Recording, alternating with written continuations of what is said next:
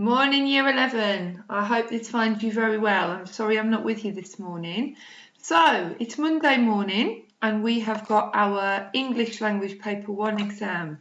Now, first thing I'm going to remind you of, Year 11, is that this is a rehearsal. We are November. The real exam is not until June and we have 7 months of practicing. What I do want you to do today is to do your very, very best, so giving me and yourself a clear picture of where you currently are and what I need to do to best support you. So there's no pressure today, you just do your best. I don't expect you to be experts. This is a rehearsal, it's a learning experience. Now you know that this paper, English Language Paper 1, is in 2 sections, Section A and Section B. So at a glance, this is what we're facing this morning. You have a story which you've never seen before, and you have 4 questions to answer on the story. And then you are asked in Section B to write your own story. Okay, so you know that I've told you you're writing your story first. Let me just repeat that. When you get into the exam this morning, go straight to Section B. And you are going to produce your own story, your own piece of creative writing. So you'll go straight to Section B, and no surprises, you will see that there is an image and a theme. You choose one of them. You can write a story in response to the picture, the image, or you can write a story based on the words, on the theme that they give you. Because it's AQA, we can mix and match. Now you guys have all written a story for me and I've given you feedback on it. This is the story that you are going to use today. And you know that you're using the 5-stage approach. Mrs. Braggins is here to remind you, you are writing a short story. You are not writing a novel. You are not writing a Netflix series. You are keeping it short and sweet, no more than 3 sides of A4, 4 sides if you've got really big writing. So you know you're going to write your 5-stage approach and you're going to try out those ambitious vocabulary. Don't say something's nice. Don't say you were happy. Use better vocab than that. All right, so we were practicing together in class and I showed you this image. The stories that you've prepared for me fit in really nicely with the theme that you're going to find in the exam hall this morning. So don't stress about that. So you have got your stories in your head. Of course you do not know them word for word. Of course you do not know them word for word. But you are going to spend, we're going to spend 8 minutes now preparing ourselves for when we get in there, what are we going to write for Section B? So we know that we are going to tell a story using the 5-stage approach. We know that we're going to start in the present and describe the scene and the surroundings. We know that we're then going to flash back to a happy time in the past, describe what's going on. We're then going to change the mood, still in a flashback, but the mood will change. Tension may be introduced, a contrast to the first flashback. Then we're going to come back to the present. We're going to use bookending to make our story cyclical, and then we're going to have our single line sign off. We've practiced this. And remember, this is a rehearsal. This will not be the best story you ever write. We are learning all the time how to be skilled storytellers. So if you remember, I shared with you my response to this image here on the screen. I'd imagine this story about a young girl called Eve, offered a lift home from a party by an older boy. Oh, it all goes wrong. So you now know your story. You know the story that you wrote for me, the story you've received feedback on. We are going to spend about 7 minutes now thinking about, all right, what is my story? What is it that I'm going to produce in the exam hall today? So you are going to think about the start of your story, the present. So this is mine. This is the start of the story that I wrote and shared with you. So as a bullet point for me, I know that I'm thinking, okay, at the start, my character Eve, she's there in the present, she's in the middle of a thunderstorm, she's sheltering under a tree, I'm describing the forest surroundings and her feelings. She feels really stupid, this terrible thing has happened, and I'm also going to set the flashback up, ready to take my reader back into the past. In my stage 2, I'm thinking, okay, what was my stage 2? What was my happy flashback? Well, my happy flashback was Eve at the party. She's having a great time. She's dancing. Then she's leaving and this thunderstorm starts. This freak weather. And this older boy, Leo, offers her a lift. All well. Flashback 3, the mood changes. In my story, they're in the car and Leo tries it on. He assaults her. Eve is shocked. She's in a panic. She gets out of the car and she runs into the forest.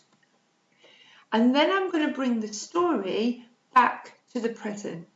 And you can see, as I've encouraged you to do, I'm using portion of the same text from the start to create that bookending cyclical effect. So I know I'm coming back to the present, I'm using bookending, but then also as she starts to think about it, she starts to feel ashamed, but then there is a turning point. She realises it's not her fault.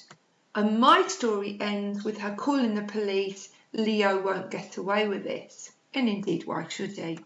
So in my mind, I am now going to ask you to think about your story. Here are the 5 sort of bullet points of what my 5 stages of my story are going to be like. In a moment, I'm going to ask the teacher to pause the video and allow you guys 5 or 6 minutes to think about, all right, on the piece of paper in front of you, what is the start of my story? What is it that I'm going to write about? Second stage of my story, the flashback. What am I going to write about? Plan it, get it clear in your head. When the flashback changes, what is it in my story that I'm going to write about? When I bring it back to the present, I'm going to use bookending, and then you're going to move the story on. How are you going to do that? And then you've got your 1-line sign off at the end. Maybe write that out in full. What is your 1-line sign off? So the teacher in the room is going to pause the video. They're going to give you 5 minutes on the board, and in silence on your own, you are going to plan out the 5 stages of your story that you are going to write for me when you walk in that exam hall at 9 o'clock this morning. Pause the screen now and plan out your 5 stages. All right, Year 11, you should now have your own 5 stages planned. You should have a clear impression in your mind now of what you are going to produce when you walk in the exam hall at 9 o'clock. This is the story you are going to start with. You know you are going to spend 45 minutes doing that. 45 minutes. You are not going to spend any more than that because you need the time for section A. And the story and section A, as we know, are equally weighted, 40 marks each. 45 minutes to write your story. Do not go over time. Be strict with yourselves. At 9:45, stop writing your story. Make sure there is a clear start, middle and end. All right, then we're going to go to section A. Now you know for section A, you're going to turn to the front of the booklet. You are going to look at that story you have never seen before. Year 11, you are going to read it twice. You are going to read that story 2 times. And you are going to start with a context box. You are going to read the context box twice. Nobody needs to be skipping that context box. It has key information for you this morning. And then you are going to read the story twice. When you have finished your reading, you know that you are going to very quickly spend a couple of minutes when, where, who, what. In your mind, you are going to get clear, like we practiced on Friday, like we've practiced before, the 4 W's, what is the story about? You are then going to work your way through this paper. Question 1, we practiced on Friday. Question 2, we practiced it again on Friday. Question 3, we practiced it again on Friday. Then comes the big one, question 4, 20 marks. You want to make sure that you are leaving yourself 25 minutes to do this question. Remember folks, this is a practice for timings in as much as anything else. So let's remind ourselves, question 4, you've 25 minutes left of this exam. You want to start this question no later than 10:20 this morning. You know that you're going to be given a statement. A student said. The statement will be in two parts and you have to deal with both parts. You are definitely 100% going to agree with the first part of the statement. Whatever the first part of that statement says, you are going to agree with it. You need to choose your response to the second part of the statement. If you find it easy to agree, agree. If you disagree, challenge it and offer an alternative. You also know Year 11 that you're putting together 3 PEE paragraphs for this question. 2 PEE paragraphs agreeing with the first part of the statement. 1 PEE paragraph dealing with the second part. All right, we're going to have a little quick practice of a question 4. You are about to see an extract that you know it's from A Christmas Carol. We are going to read through the extract and then we are going to have a look at a student statement in 2 parts, and we are going to use the statement and the question to have a quick practice for question 4 for our exam this morning. Here's our extract. So this is from Stage 4 of A Christmas Carol. Scrooge has been brought by the ghost of Christmas yet to come into a very poor part of town. He's about to visit old Joe in his pawnbroker's shop. We are going to read together and we're going to have a little look at the statement first. The statement we are dealing with says, the student said, in this part of the extract, the writer brings the poor area of London to life for the reader. We can almost smell and see the surroundings for ourselves. To what extent do you agree? The writer brings this area of London to life. We can almost smell and see the surroundings for ourselves. So let's read and think about to what extent do we agree. They left the busy scene and went into an obscure part of the town where Scrooge had never penetrated before, although he recognised its situation and its bad repute. The ways were foul and narrow, the shops and houses wretched, the people half naked, drunken, slipshod, ugly.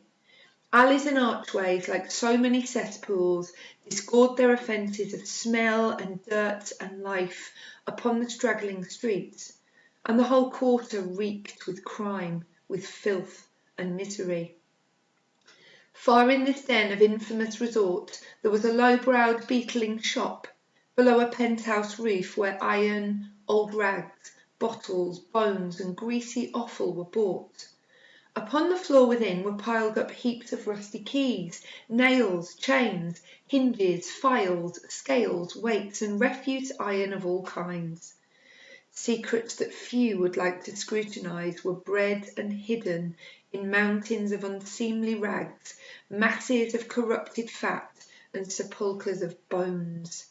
Sitting among the wares he dealt in by a charcoal stove made of old bricks was a grey-haired rascal, nearly 70 years of age, who had screened himself from the cold air without by a frowsy curtaining of miscellaneous tatters hung upon a line, and smoked his pipe in all the luxury of calm retirement.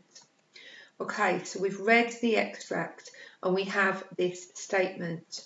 You will notice, as you will notice in the exam, the statement is in 2 halves. The first half in yellow, the writer brings the poor area of London to life for the reader. We're going to agree with that, folks. We're going to write 2 PEE paragraphs agreeing that the writer brings this poor area of London to life. The second part of the statement, we can almost smell and see the surroundings, we are going to deal with. We need to decide, do we agree or do we disagree? Let's take the first part of the statement first. The writer brings the poor area of London to life for the reader. Now this is really important. If a writer is bringing something to life for the reader, they're going to be using lots of descriptive writing, lots and lots of adjectives describing words. And this descriptive writing and adjectives is going to create imagery. This is how writers bring things to life for their reader, through adjectives, through descriptive writing to create that imagery. So, with your partner, with the person or trio that you are sat nearest to. The teacher is going to pause the video for 2 minutes. You and your partner are going to look at this screen now here and think about what evidence can you find that Dickens is bringing this poor area of London to life for the reader? What adjectives can you see? What descriptive writing? What imagery? Can you see any other methods being used? Are there, for example, a triplet of metaphors? Is there listing? What else can you see being used? Where Dickens is definitely trying to bring this scene to life for his reader. 2 minutes, please, with your partner. Find all the evidence you can that Dickens is using adjectives, descriptive writing and imagery to bring this scene to life.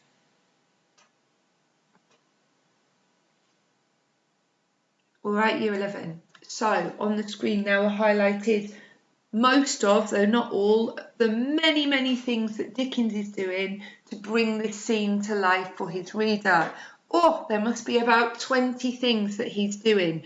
Good news, Year 11. We only need 2 because we are writing 2 PEE paragraphs. So I would now look at all of the evidence that I have found and think about, all right, which 2 examples am I going to focus on and build my 2 PEE paragraphs around? So I would have gone for the triplet of metaphors. Can I make it clear it doesn't matter what you go for, as long as you are fully agreeing, yes, the writer is bringing the scene to life. And here is my evidence: the mountains of unseemly rags, masses of corrupted fat, sepulchres of bones. A triplet of metaphors that Dickens is using to create this imagery of these disgusting conditions in old Joe's shop. So my first PE paragraph would use this and say, I fully agree that Dickens is bringing this scene vividly to life for the reader. We can see this here with his use of a triplet of metaphors and this quote. If I just say it's a metaphor, if I can't even see that it's a metaphor and I'm just giving the language, that is fine. It matters now what we do with this quote. We are going to infer. We are going to say what this quote implies, what this quote suggests, what this quote allows the reader to understand. So we're going to be writing things like, it's describing the rotten, disgusting environment in the pawn shop. It suggests that this shop is a typical establishment of the poor part of town. It's creating imagery which allows the reader to understand how terrible the conditions are for the poor in Victorian London. Paragraph 1, done. My second PEE paragraph, I would focus in on the writer's use of strong adjectives. They describe the ways as foul and narrow. Now, I know that they're describing words, they're adjectives. If I forget in the exam, I can say the writer's word choice, the writer's choice of language. And again, I would say, I also agree that Dickens is bringing this scene to life for his reader. We see this in his use of strong adjectives when he says the ways are foul and narrow. And then importantly, I'm going to remember to infer. That quote is a beautiful, juicy orange, and you're going to squeeze it 3 times. What does it imply? What does it suggest? What does it allow the reader to understand? Well, it allows us to see that the streets in this poor part of town are stinking, horrible, dirty, disgusting. It implies that they're living a very disgusting way of life. And it allows the reader to understand that use of the adjective narrow makes us feel claustrophobic, makes us feel like we're trapped in the streets too with Scrooge. So that would be my second PEE paragraph. So I've dealt with the first part of the statement. I've got 2 PEE paragraphs evidencing and explaining exactly where we see the writer bringing the scene to life.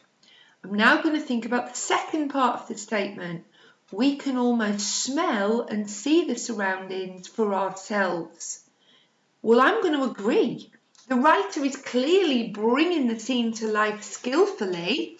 And I'm going to agree that we can almost smell and see this awful place for ourselves because the writer is very skillful in their description, in their use of imagery, in their use of adjectives. So, in a moment, the teacher is going to pause the video for you and you're going to think about, yes, I'm going to agree. I'm going to agree that I almost feel like I'm there myself. I can almost smell and see the surroundings. Imagery is when the writer describes something in a way that appeals to the five senses. We can see the sights, we can taste the taste, we can smell the smells, we can hear the sounds, we can almost reach out and touch things. So with your partner, you're going to think about, all right, where do we see this imagery almost transporting us into this scene? Where do we see this imagery doing that? You're going to have 2 minutes with your partner to find me all the evidence you can to show where we can see the writer bringing this scene to life to such an extent we can smell and see the surroundings for ourselves. 2 minutes now.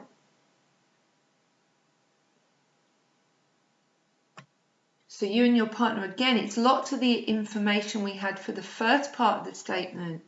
We've got, these foul smells, the description of the people. We can imagine them there, can't we, before our very eyes. We can smell these dirty, horrible smells, all of the rubbish, all of the offences being thrown out into the street. It's disgusting. We want to hold our hand over our nose. We can see the piles of dirty things in the shop. So we've got all of this evidence. If I was writing this myself, this is my third paragraph. And I would say, I also fully agree that we can imagine the sights and sounds of the street ourselves. We see this when Dickens uses descriptive language to create imagery, telling us that the whole quarter stank with crime, filth and misery. And then I would take this juicy piece of evidence and I would squeeze it 3 times. This implies, this suggests, this allows the reader to understand. We can all smell the disgusting stench of unwashed people living in that crime and misery. It makes us feel sick as readers, makes us feel sorry for these people. It allows the reader to understand how cramped and busy and horrible the conditions are for people living in Victorian London. So today, in the exam, it will be a different text. The statement is not dissimilar to what we've done this morning. You will notice it has 2 parts. You must deal with both. Year 11, you will agree with that first part of the statement. There will be lots of evidence for you to back yourself up. Then you want to choose your response to the second part.